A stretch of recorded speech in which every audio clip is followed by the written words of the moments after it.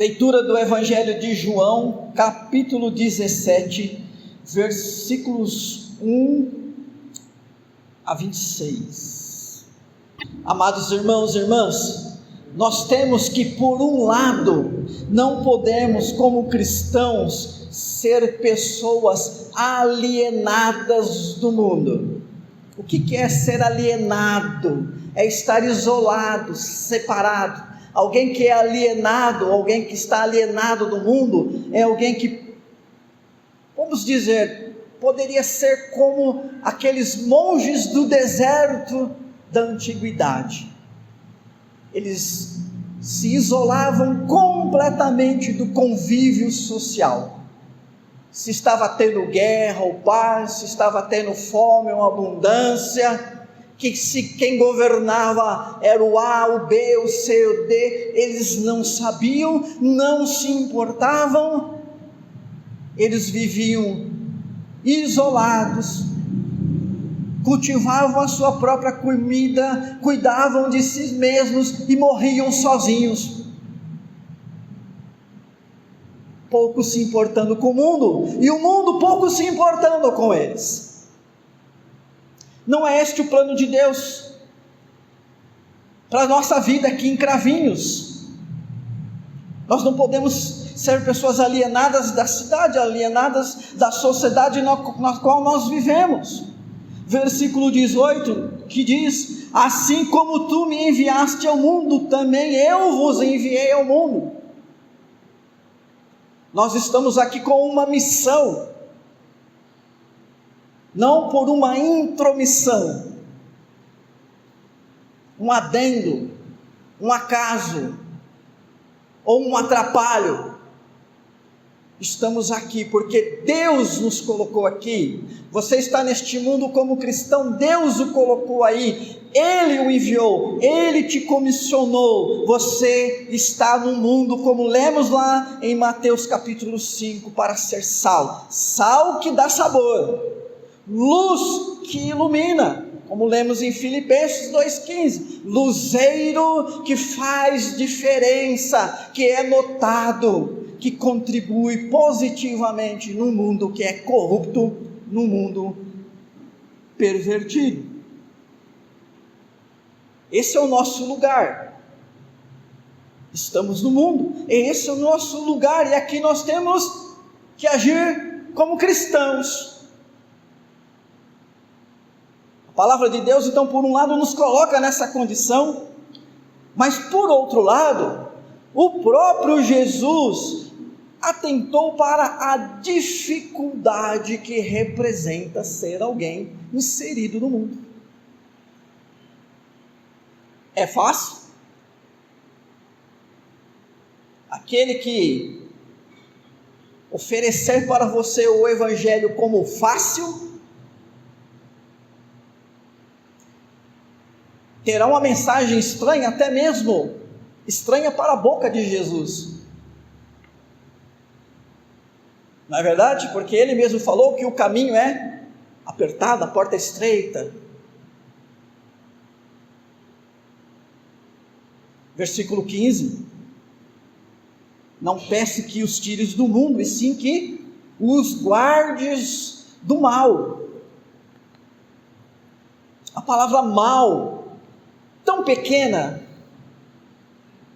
e tão destrutiva, uma sílaba, 3 letras, tão pequena, tão destrutiva, o mal está presente. E aí então, diante dessa afirmação de Jesus, nós precisamos entender o que é o mundo. Nós estamos no mundo, tá? E o que é este mundo? Olha aí ao seu redor, dá uma olhada. O mundo é o que te cerca. Eu olho para a direita, eu vejo o mundo. Eu olho para a esquerda, eu vejo o mundo. O mundo é aquilo que está cercando a minha vida, cercando a minha família. Nós temos o mundo natural, e esse mundo natural eu enxergo com os meus olhos naturais, não é isso? Então, ao olhar ao meu redor, eu vejo construção, pessoas, móveis, eu vejo a natureza. Tem coisas muito bonitas, tem coisas lindas na natureza. A natureza é maravilhosa, mas eu vejo coisas feias também.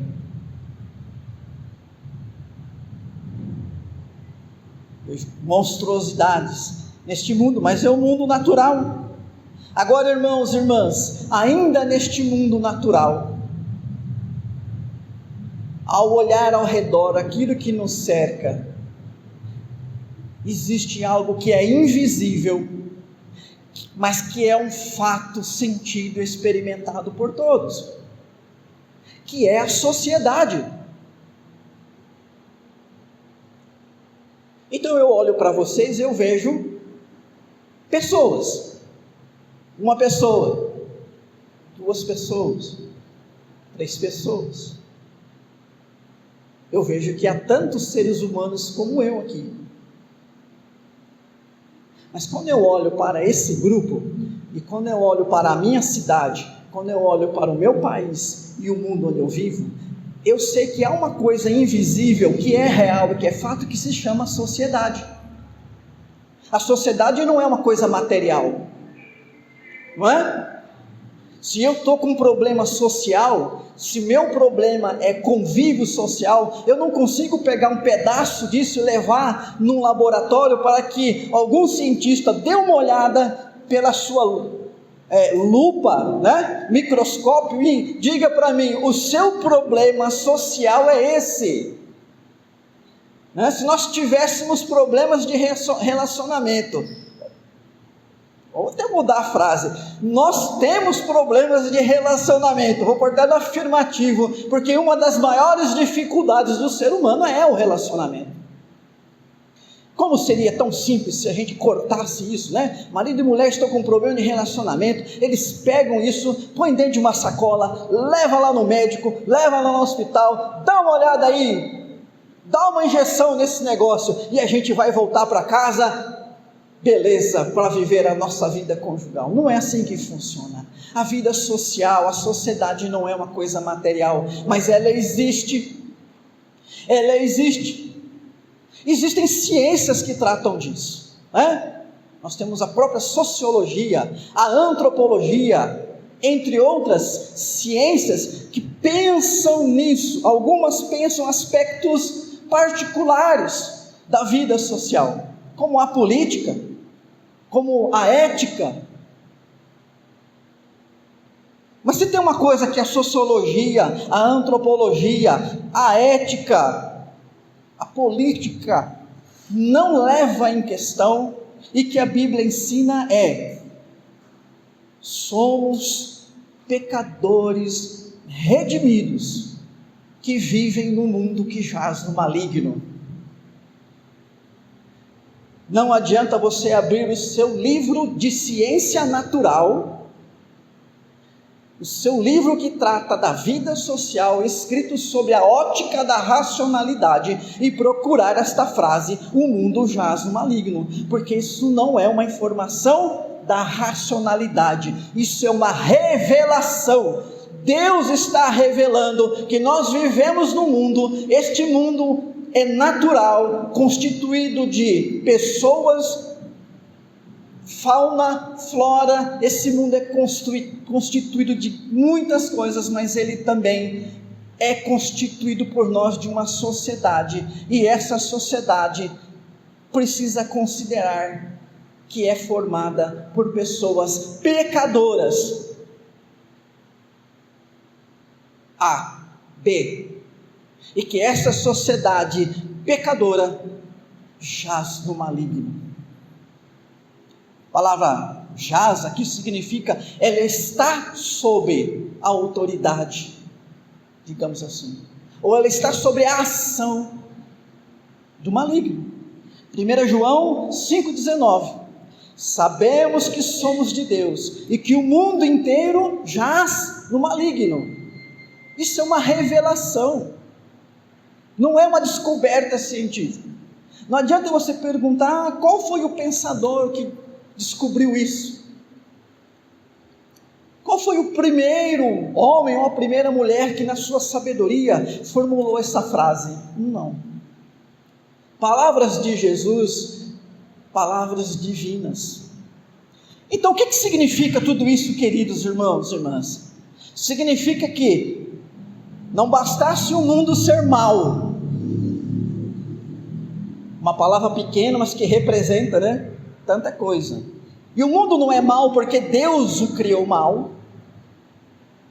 O mundo é mau porque a sociedade que a constitui é uma sociedade má. E ela é má por causa do pecado. Então não bastasse o mundo ser mau, esse mundo jaz no maligno, está sob a ação dele. Terceiro, esse maligno age ativamente contra o povo de Deus. E é aqui que eu quero que você entenda por que então a dificuldade de viver nesse mundo. Porque assim, o mundo é mau para os crentes e os não crentes. O mundo é mau para mim, que procuro orar, ler a Bíblia, viver uma vida de temor a Deus, e para você. O mundo é mau também para aquele ateu, aquele ímpio, aquela pessoa que não está nem aí para Deus.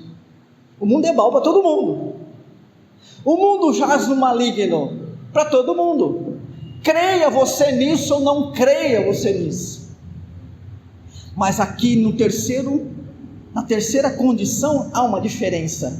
Porque aquelas pessoas que já estão no mundo e já vivem sobre a ação e atuação do maligno, ele apenas as mantém assim, as aprisiona assim, enquanto você que foi liberto do maligno e foi liberto do mal, o diabo age contra você, ele age contra a sua família. Pastor, eu não quero fazer parte dessa guerra. Eu não quero entrar nessa briga. Bom, se alguém aqui não gosta de briga, talvez eu seja um dos primeiros a levantar a mão. Não gosto de briga, não gosto de conflito, isso me faz mal. Mas não adianta eu chegar para Deus e falar: Deus, eu aceito tudo de você, só não quero uma coisa, eu não quero briga com o diabo. Fala para ele me deixar em paz. Se o diabo me deixar em paz, eu vou viver aqui tranquilinho, certinho no meu caminho, ele fica lá e eu fico aqui, pode ser, vamos fazer um acordo. Não existe esse acordo, não existe. Queira ou não queira, você é um soldado numa batalha, uma guerra da qual você não pode se desviar ou ignorar. Não ignore o fato de que Jesus disse no versículo 18: você é alguém enviado a este mundo, e este mundo jaz no maligno. O mundo é mau e você está nele, e esse mal não vai te dar sossego, não tira férias, não tem descanso, não tem recesso, não tem feriado, e não tem piedade. Não adianta você dizer para o diabo: olha, eu estou doente, eu estou me sentindo tão fraco fisicamente ou emocionalmente, dá um tempinho aí, sabe aquelas lutas, né, em que o adversário pede um tempo, ou que alguém pede um tempo para cuidar, né? Futebol, o cara está lá, levou um chute e machucou, aí o médico entra em campo, pede um tempo, para jogar lá aquele spray lá para amortecer a dor, para dar uma tratada. Isso fica lá 1, 2, 3 minutos, né? Se for o Neymar fica mais, e aí, né? O cara volta de novo, o jogo não para. Eu que estou dizendo isso. Eu vou ler aqui a palavra de Deus, 2 Timóteo 3,12. De fato, todos os que desejam viver piedosamente em Cristo Jesus serão perseguidos. 2 Coríntios 4, 8 e 9. De todos os lados somos pressionados, mas não desanimamos. Ficamos perplexos, mas não desesperados. Somos perseguidos, mas não abandonados. Abatidos, mas não destruídos. Olha só o apóstolo Paulo dizendo da sua experiência. Irmãos e irmãs, nós e os membros da nossa família estamos constantemente sendo assediados e atacados pelo mundo. O mundo é um adversário. Existem ferramentas, existem estratégias de um adversário para atacar outro. Uma delas se chama sutileza. A sutileza é quando as coisas são feitas sem alardes, sem chamar atenção, aos poucos. Tem gente que fala assim, comendo pelas beiradas, né? Deve ser coisa de mineiro isso aí, comendo pelas beiradas, né?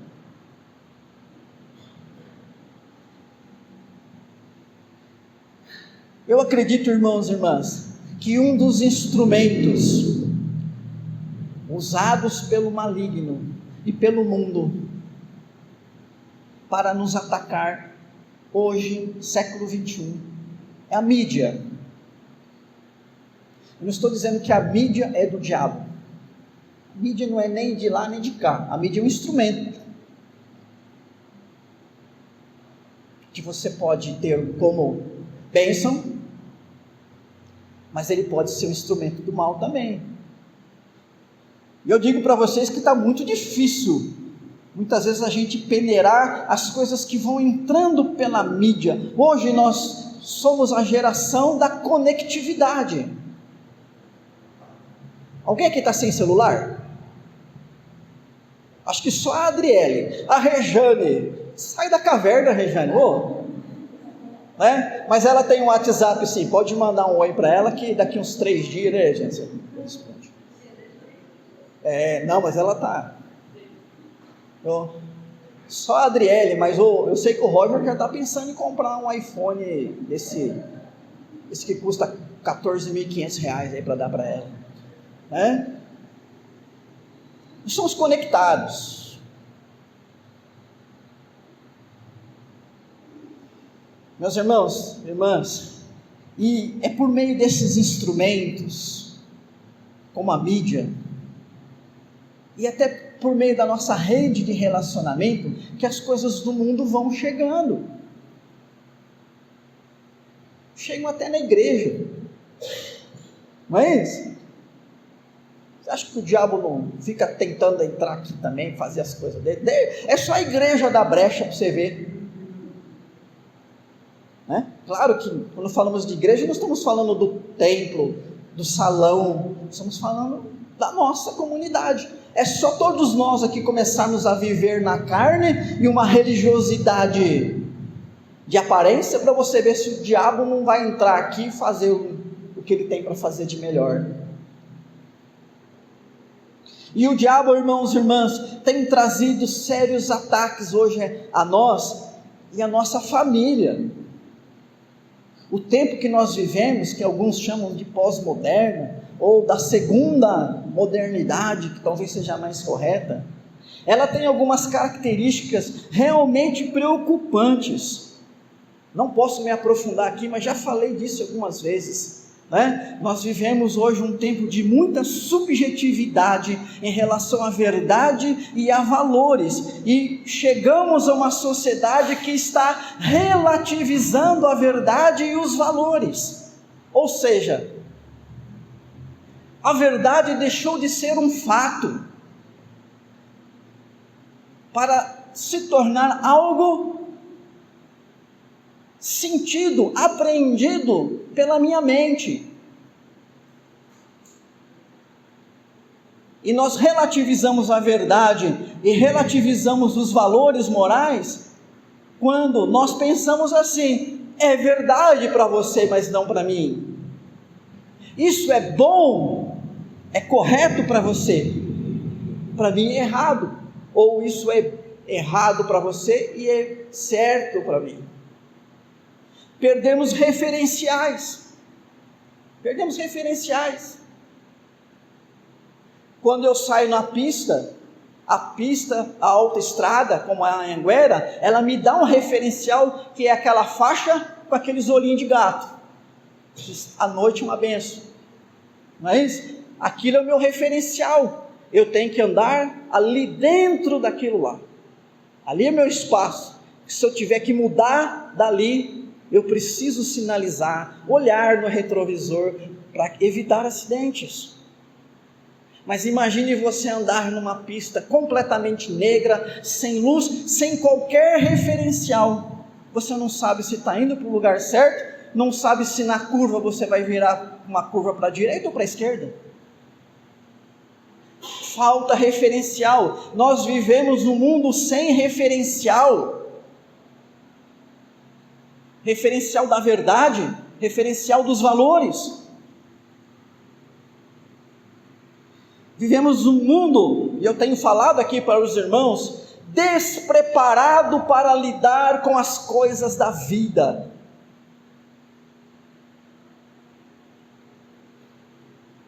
As pessoas não sabem lidar com tudo aquilo que diz respeito à sua alma. Somos expert em tecnologia. Com poucos meses, uma criança já sabe operar um celular.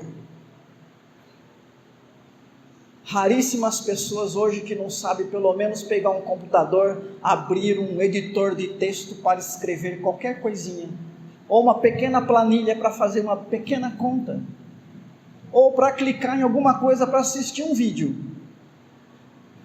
Para a tecnologia, nós estamos se virando, não é isso?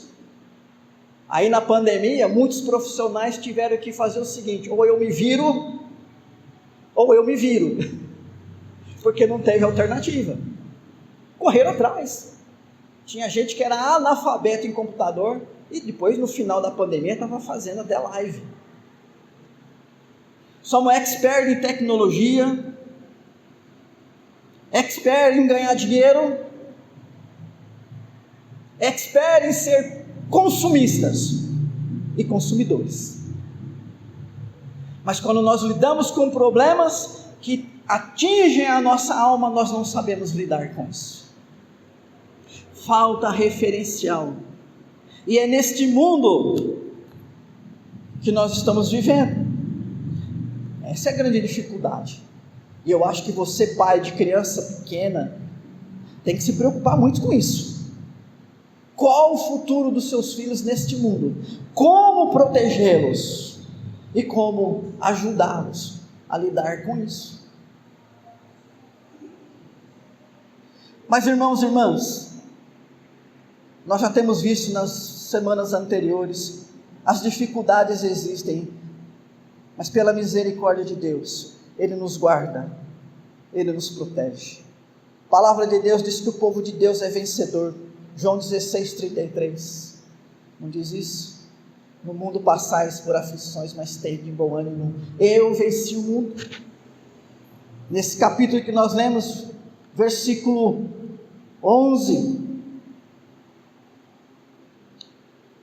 já não estou no mundo, mas eles continuam no mundo, ao passo que eu vou para junto de ti. Pai Santo, guarda-os em teu nome que me deste, para que eles sejam um, assim como nós. Versículo 15, não peço que os tires do mundo, e sim os guardes do mal. Jesus está intercedendo por nós, e o que Jesus está pedindo ao Pai: guarda-os. Guardar é proteger, queridos. Guardar é proteger. E nós vimos nos domingos anteriores que Deus nos ajuda na oração, que Deus nos ajuda na provação, que Deus nos ajuda no exercício da fé, que Deus nos ajuda até mesmo quando caímos, que foi a mensagem de domingo passado. Lembram daquele texto de Provérbios? 7 vezes cairá o justo e se levantará. Deus nos ajuda, irmãos. Pastor, então se Deus me ajuda, eu não preciso fazer mais nada. Precisa sim. Precisa. E tem 3 coisas que você precisa fazer, que nós vemos na oração de Jesus. Primeira coisa, é fazer da união e da unidade do povo de Deus, e da unidade deste povo com Deus, nosso socorro e fonte de força para vencer o inimigo comum. Versículo 11 que nós já lemos: para que eles sejam um assim como nós. E Jesus repete 3, 4 vezes isso aqui nessa oração: para que sejam um assim como nós somos um. E ele fala da unidade. Unidade. Meu irmão, minha irmã, você não está nesta luta sozinho, sozinha, esquecido, esquecida por Deus. Deus está com você. Se você está unido a Deus, onde você estiver, Ele está. As lutas que você estiver atravessando, Ele está. As dificuldades que você enfrentar, Ele está ali com você também. Deus não é só aquele amigo do churrasco. Deus não é só aquele amigo da festa, que só é amigo e aparece nessas horas. Deus não é só o amigo de perto e não é de longe. Está sempre com você. Então, o mundo que nós vivemos é desafiador, a luta é grande, mas Deus está conosco. Nós estamos unidos ainda. Não somos uma ponta solta. Nós não somos uma ponta solta. Alguém sozinho e perdido no meio de uma grande batalha. Não. Você faz parte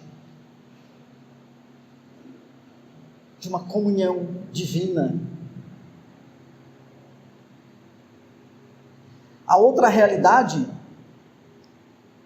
é que se você está unido a Deus, eu estou unido a Deus. Se você está em união com Deus e com o corpo de Cristo, e eu estou em união com Cristo, com o seu corpo, acontece que nós também estamos nesta mesma união. Em Jesus Cristo, nós não somos apenas unidos a Deus, mas nós estamos unidos uns aos outros.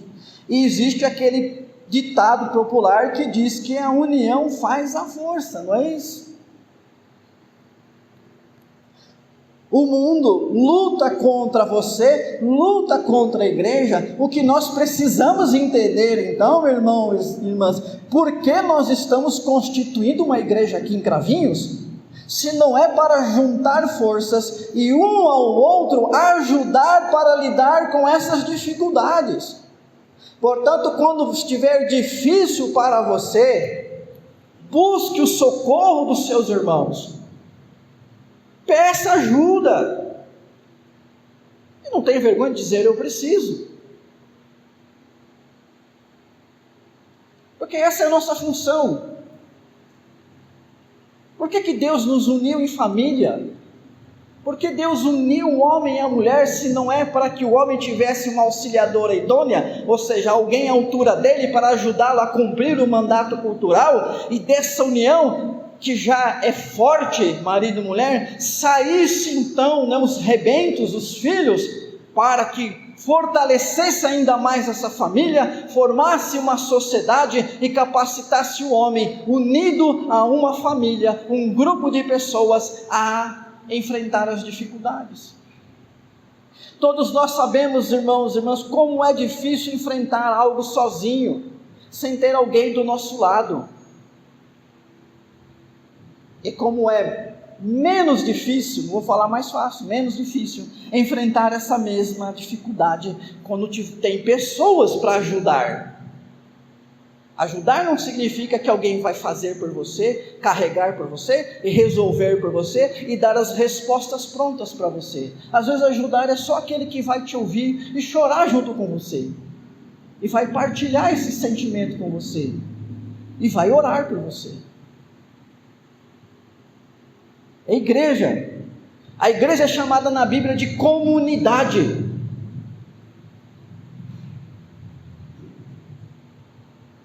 Comunidade.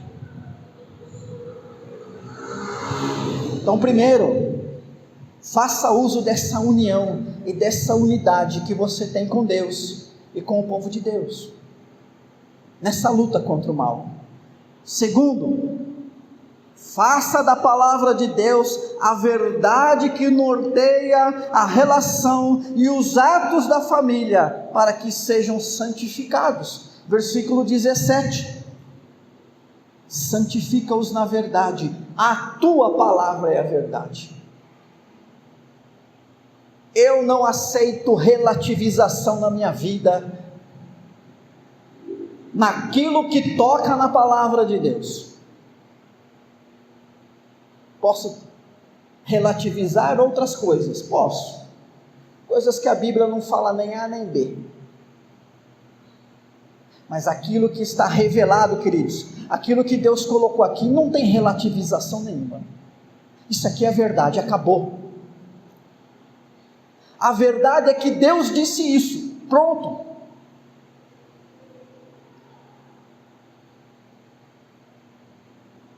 E nós precisamos então, irmãos, irmãs, fazer desta palavra que é a verdade, a arma, a potente arma para lidar e vencer o mundo.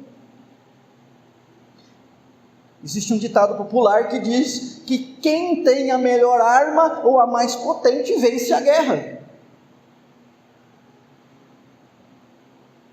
Porque 99% dos países deste mundo não afrontam os Estados Unidos. Talvez, se tiver um ou dois que possam fazer isso. Talvez ainda. Porque eles são uma potência bélica, a maior potência bélica do mundo.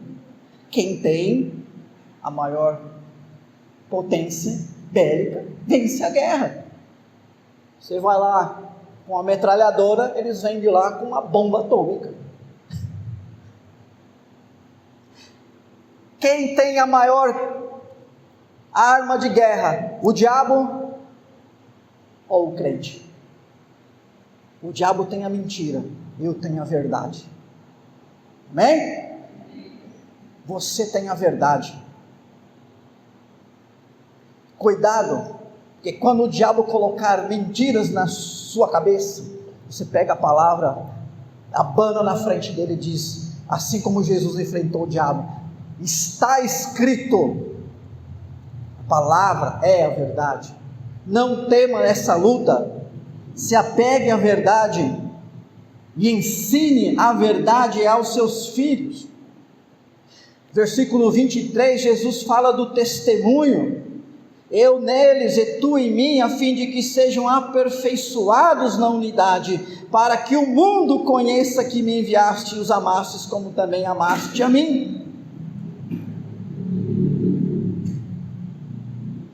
Dê testemunho, faça conhecida na sua casa a verdade, a palavra de Deus. E em último lugar, então, recapitulando, a primeira maneira de enfrentar o mundo, a união e a unidade com Deus e o povo de Deus. A segunda é o fazer uso da palavra de Deus, a verdade. E a terceira maneira é a oração, que nós já tivemos uma mensagem específica sobre isso. Oração, versículo 11, Jesus está rogando, não é isso? Jesus está orando, rogando pelo povo de Deus. Versículo 1, aliás, já começa dizendo que Jesus levantou os olhos ao céu. Jesus está orando nesse capítulo 17. Versículo 9, é por eles que eu rogo. Rogar é orar, é interceder, é pedir ao Pai.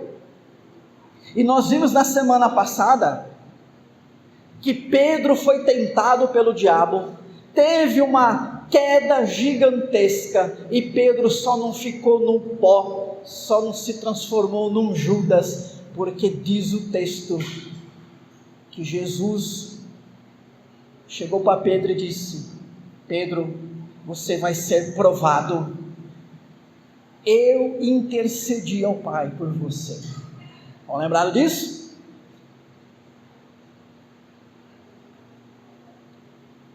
Eu tenho a intercessão de Jesus por mim. Eu tenho a intercessão de Jesus pela minha família. E eu tenho o privilégio de orar e de interceder também por mim e por minha família. Todos os dias eu peço a Deus para que guarde a minha família do mal. Se eu não fizer isso como o pai da minha família, como o marido da casa, eu preciso repensar quem eu sou. Qual é o meu papel nesse mundo? Eu preciso pedir isso.